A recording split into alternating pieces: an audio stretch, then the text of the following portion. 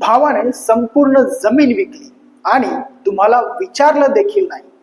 म्हणून हे लक्षात घ्या, आज नाही तर उद्या वाटपाचा प्रश्न येणारच.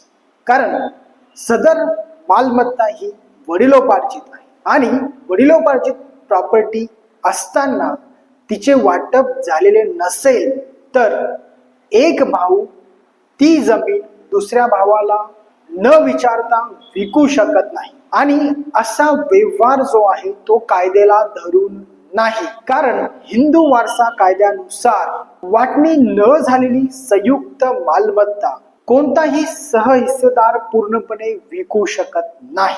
आणि त्याला जर तशी मालमत्ता विकायची असेल तर तो फक्त त्याच्या हिश्श्याला जेवढी मालमत्ता येणार आहे तेवढीच विकू शकतो. परंतु तुमच्या प्रकरणामध्ये संपूर्ण क्षेत्र त्या एका भावाने विकलेले असेल तर इतर भावंड हे सिव्हिल कोर्टामध्ये सिव्हिल सूट दाखल करू शकतात आणि जो काही विक्री व्यवहार झालेला आहे त्यावर स्टे आणू शकतात. यामुळे ज्या व्यक्तीने खरेदी खताने ती जमीन विकत घेतलेली आहे त्याला देखील धोका तुमच्या वाटपामुळे निर्माण होऊ शकतो. आणि म्हणूनच जर तुमच्या सोबत असं काही घडलेलं असेल तर तुमचा प्रश्न मला कमेंट्स तुम्ही करू शकता.